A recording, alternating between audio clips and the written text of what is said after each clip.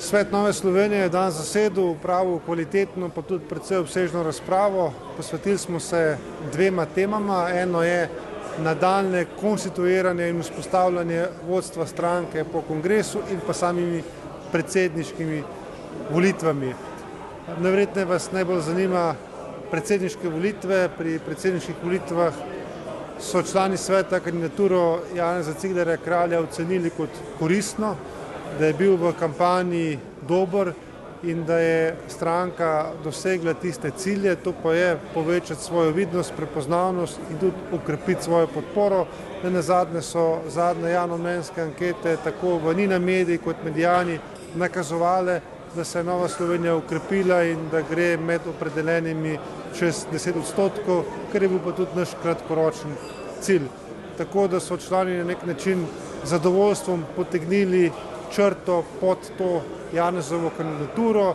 Še glede ocene rezultata, ocena je bila, da je to posledica dveh stvari. Prvič pozitivnega vstopa v samo volilno kampanjo in drugič taktičnega glasovanja naših volivcev in podpornikov, kar so potrdile tudi druge raziskovalne agencije, kot na primer Parsifal. Potem smo opravili pa tudi razpravo o tem, kaj je v drugem krogu, in tukaj je svet sprejel dva sklepa. Prvi sklep je, da pozivamo naše člane, naše simpatizerje in vse podpornike Nove Slovenije, da se volitev udeležijo. Gre za pomembne volitve, predsednik republike je pomembna institucija v našem političnem sistemu.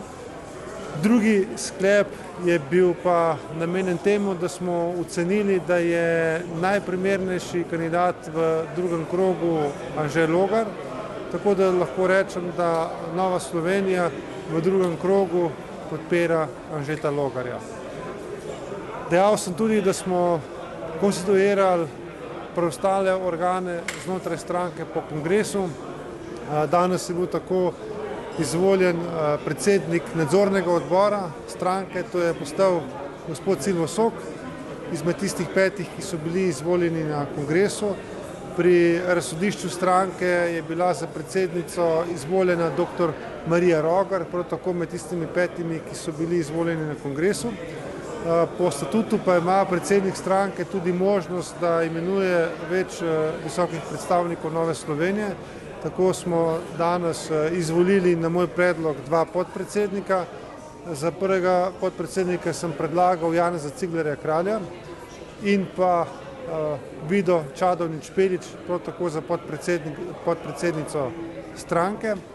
Za glavnega tajnika je šel moj predlog za Roberta Ilca, potem pa ima predsednik tudi možnost, da predlaga 3 člane izvršilnega odbora. To pa so Matjaž Trontelj, Mateja Ribič in pa Janez Pogorevc. Matjaž Trontelj je izjemen strokovnjak na področju zdravstvenih sistemov. To je nenazadnje tudi tema, ki se ji Nova Slovenija posveča in na kateri izdatno delamo, in je bil potem ta predlog logičen. Mateja Ribič, nekdanja državna sekretarka na Ministrstvu za delo, družino in socialne zadeve, kot izjemna poznavalka sistema socialnega varstva starejših. Tudi tema, s katerim se ukvarja stranka, je prav tako pomembna dodana vrednost za Novo Slovenijo. Predlagal sem pa tudi Janeza Pogorevca, in to zato, ker želim zelo jasno sporočiti, da Nova Slovenija ni stranka enoumja, ampak da je v Novi Sloveniji prostor tudi za tiste, ki razmišljajo drugače od vodstva stranke, ki imajo drugačno mnenje in nas na nek način silijo, spodbujajo k temu, da vse naše odločitve temeljito premislimo in jih tudi dobro utemeljimo, in smo zato kot stranka boljši.